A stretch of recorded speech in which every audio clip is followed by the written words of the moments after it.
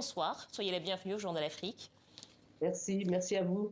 Ça fait plus de 20 ans, Armel Mabon, que vous travaillez sur cette question du massacre de Tiaroy, qui a été un de vos sujets d'études et de recherche. C'est un événement historique que vous qualifiez, que vous allez jusqu'à qualifier de crime d'État. Qu'est-ce qui s'est passé exactement ce jour-là et avec quel protagoniste?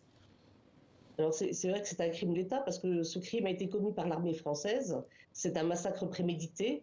Et le problème, c'est que en fait, ça a été camouflé en rébellion armée, en mutinerie. Et il a fallu beaucoup de temps de recherche pour dire en 2014, moi je l'ai signalé en 2014, que ce n'était pas du tout une mutinerie ni une rébellion armée, il n'y avait pas 35 morts, mais ils ont diminué le nombre des rapatriés pour camoufler le nombre de victimes.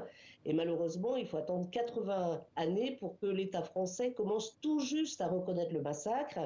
Et sans doute aussi, il sera bien obligé de reconnaître le mensonge d'État, puisque 80 ans plus tard, si maintenant on reconnaît que les 6 sont morts pour la France, ça veut dire qu'ils ont aussi des documents qui permettent de le dire et qui permettent de dire que les archives que nous pouvons consulter, nous, historiens, ben, elles sont mensongères, ce sont des archives falsifiées. C'est ces archives-là qui ont été remises au Sénégal en 2014 par le président Hollande et qui sont malheureusement pas ouvertes encore au Sénégal.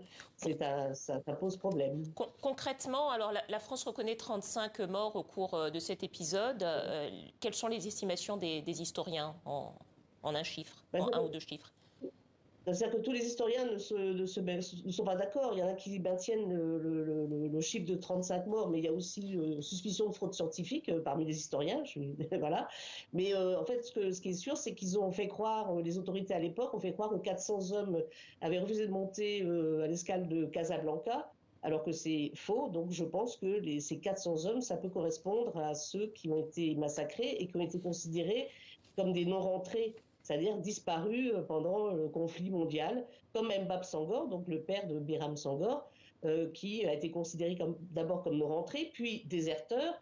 Et bizarrement, en 2019, le chef de cabinet de Mme Dariussec donne ordre aux archivistes de dire de caviarder la mention de déserteur sur son état de service. Il faut un document pour ça, pour pouvoir donner ordre à un archiviste.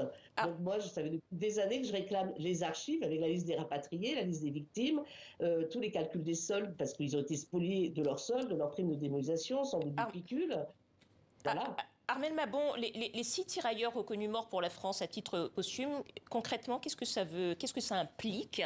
Et peut-être juste en tant qu'historienne, est-ce que ça vous paraît malgré tout être une avancée? Et est-ce que c'est une avancée suffisante? Alors, c'est une avancée, mais qui n'est pas du tout suffisante. D'abord, donc, il faut qu'ils nous donnent la liste de toutes les victimes et aussi des rapatriés. Mais ce qui est important quand même, c'est que grâce à cette reconnaissance de la mention mort pour la France, eh bien, le procès en révision va pouvoir aboutir parce qu'il fallait un élément nouveau pour la Cour de cassation. Le voilà, c'est la reconnaissance de la mention mort pour la France, qui veut dire qu'il n'y a pas eu de mutinerie et pas eu de rébellion armée. Donc maintenant, c'est le garde des Sceaux, voilà, il est toujours, ça peut être considéré comme une affaire courante, le garde des Sceaux a tout pouvoir pour maintenant faire le nécessaire pour qu'il y ait le procès en révision qui aboutisse pour Mais, innocenter les 34 années. Et puis il y a la réparation. merci. Il y a la réparation pour Biram Sangor notamment, et puis les autres familles de victimes qu'il faut trouver. Voilà, ça c'est très Merci à important. vous. Merci à vous, Armel Mabon, historienne, autrice du livre Prisonniers de guerre indigènes, visage oublié de la France occupée. Merci à vous.